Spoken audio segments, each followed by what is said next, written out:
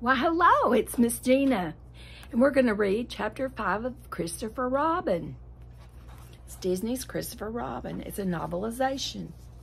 Chapter 5.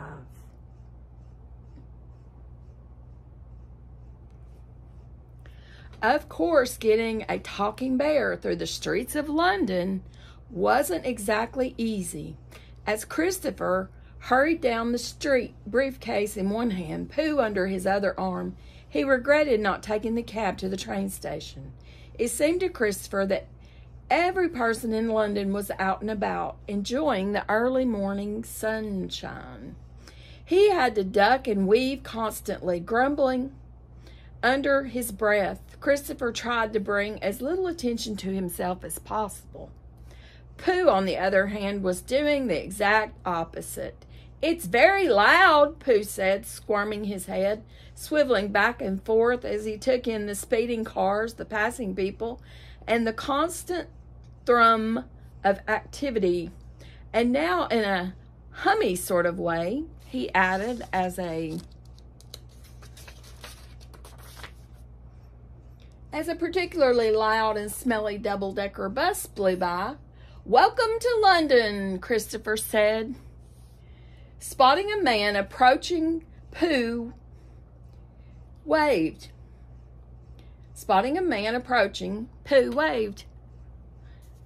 "Hello there," he called out. "Are you on an expedition too?" The man did a double take and walked straight into a lamppost. Wincing, Christopher slammed his hand over Pooh's mouth and then dove into one of London's many red phone booths. He plopped the bear onto the ledge and held the booth's phone and pointed a finger at his friend. "Look," he said, his tone serious. "People can't see you moving and talking." "But why?" Pooh asked, looking genuinely confused. Christopher moved and talked to people. It seemed like that was what people in London did. Christopher sighed. It felt like trying to reason with a toddler. He flashed back to when Madeline, age 2, had constantly asked why. He had never been able to satisfy her questioning then, and he doubted he would be able to explain himself to Pooh now. But he had to try. He couldn't spend the rest of this expedition, as Pooh called it, trying to hide the bear from view. "You're different," Christopher finally said, "and people don't like things that are different." "Oh," Pooh said, "so I shouldn't be me?" Christopher stuttered. "No, always be yourself." Pooh cocked his head. "This is all very confusing," the bear said. Then he patted his stomach. "It may be the hunger." Christopher nearly laughed out loud, and he probably would have if he hadn't been standing in a phone booth trying to reason with a bear that most likely getting strange looks from anyone who happened to pass by and look into the booth. "You've just eaten," he said, exasperated. "Oh, that's right," Pooh said, delighted to know he wasn't hungry. "I suspect, then, that I ate too much." Christopher bit his tongue. They were wasting time, which of course he hated. "Never mind that," he said. "Listen for now. Just maybe be a less exuberant you." The bear stared back at him blankly. "Flop, sag." "Go limp," Christopher said as he spoke. He demonstrated. He flopped his head down, made his arms go limp. Then his whole body sagged, so he fell back against the booth's glass on the other side. A person walking by jumped at the sound and then gave Christopher and Pooh a confused look before picking up the pace and moving on.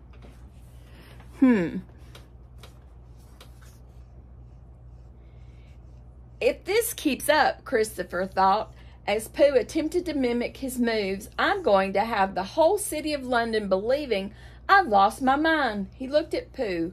The bear had flopped his ears, hunched his shoulders, and gone bow-legged.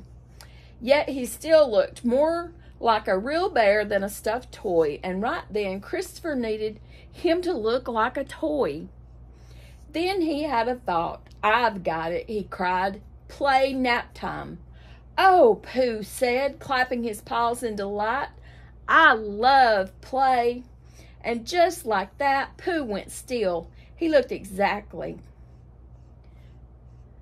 Christopher thought happily, like a stuffed animal. Well done, Christopher said, scooping him up and throwing him over his shoulder.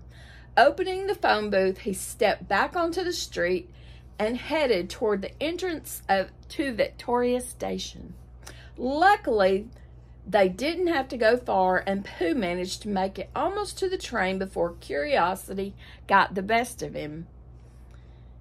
Opening one eye ever so slightly, Pooh looked around at the station. It didn't seem much different from the street. It was just darker and the sound was more muffled.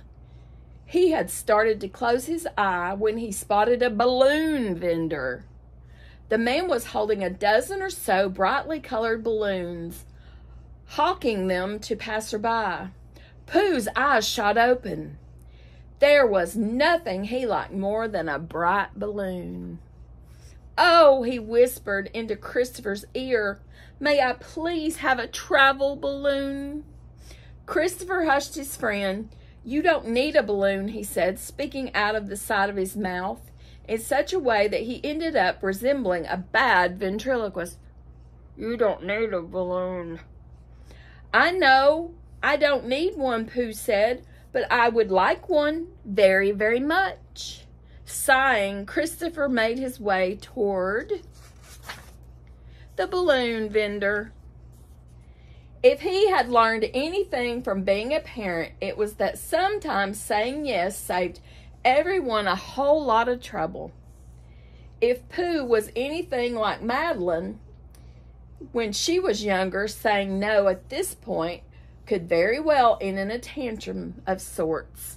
And in this case, it could end up with Pooh no longer wanting to play nap time. That was something Christopher wanted to avoid very much. One balloon, please, he said to the vendor. Color, the man asked. Red, Pooh said before Christopher could stop him.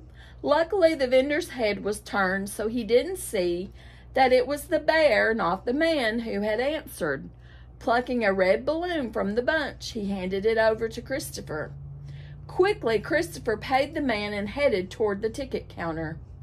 On his shoulder, Pooh clutched the balloon string and was back to looking like a stuffed toy, but one that now looked like a very happy and content stuffed toy. Pleased that he had avoided garnering any unwanted attention, Christopher steadily made his way up to the ticket counter. A return ticket, please, he requested, choosing to ignore the odd look the man behind the counter gave him as he placed Pooh and the balloon down on the ground so he could get his wallet. The balloon floated into his face and he batted it away. To Hartfield, Sussex, he added. The balloon then settled back in front of his face. Can I have some space, please? He hissed down in Pooh's direction. The balloon drifted a few feet back. Nodding, Christopher finished paying and took his ticket. Slipping it into his wallet, he glanced at his watch. They had made it. 2 minutes to spare. Christopher noted, Good. Yes. Yes. There was no response. Christopher's eyes shot to where Pooh should have been. The bear and the red balloon were gone. Pooh had been enjoying himself quite thoroughly. Doing as Christopher asked, he had given the man some space and was now wandering through the London train station, taking in the sights. The red balloon drifted lazily above him. Spotting a young boy sitting in a stroller Pooh wobbled over to say hello. Unfortunately, he hadn't anticipated how eager the boy would be to make a new friend, or rather, take a new friend. The boy had grabbed Pooh and the balloon and dragged both into the stroller with him. While Pooh did enjoy getting a lift whenever possible, he was now beginning to get a bit nervous that he might not make it back to Christopher Robin. "Mine!" the boy shouted as a large trolley of luggage was pushed past. Pooh squirmed in the boy's death grip. "Are we going to be friends?" the bear asked, because the tightening grip of his body was beginning to make him feel like that might not be the case. Thankfully, just as Pooh was beginning to feel quite suffocated, Christopher rushed over. "He was mine first," Christopher said, grabbing Pooh from the boy's grasp. "That is true," Pooh said happily. The boy, however, did not seem satisfied with this reasoning. Tilting back his head, he began to shriek. Hearing the commotion, the boy's mother, who had been talking to a luggage porter, turned. Her eyes flitted back and forth between Christopher, who was clutching Pooh tightly to his chest, and her son, who was still screaming, arms reaching out for the bear. "Oh, for heaven's sake," the mother said. "Did you take my son's toy?" Christopher pulled Pooh closer. "You can't just steal teddy bears from grown men," he snapped, instantly mortified by what he had said. Luckily, just then, a train whistle echoed through the station. "Last call for boarding," the conductor called out. "Last call." Sidestepping the boy's mother, who was now rather angry as well as confused, Christopher hurtled toward the departing train's platform. The balloon floated behind him as he raced to catch the train. "You were supposed to be playing nap time," he muttered to Pooh as he ran. "It was one of my smaller naps," Pooh answered. He was dangling upside down from Christopher's hand. His eyes widened, however, as he spotted a candy stand. Even upside down, the tasty treats looked delicious. As if sensing the bear's thoughts, Christopher's grip on Pooh's leg tightened and he sped up. A moment later, Christopher threw himself into the train's carriage car, his chest heaving as he struggled to catch his breath. Behind him, the train doors closed with a bang. Christopher let out a sigh of relief. Phew! They made it. Now he just needed to find a club car and keep Pooh hidden until they got out into the countryside. But when Christopher tried to move forward, he couldn't. Upon looking over his shoulder, he let out a groan. The blasted balloon was outside of the train door, blowing around uncontrollably.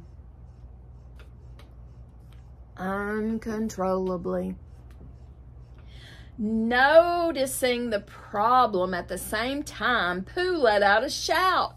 "Christopher Robin," he said, pointing in response. Christopher reached down and slipped the string off Pooh's paw. "But my balloon," Pooh protested, watching it flutter wildly as the train picked up speed. "It's gone now," Christopher said. "You don't need it."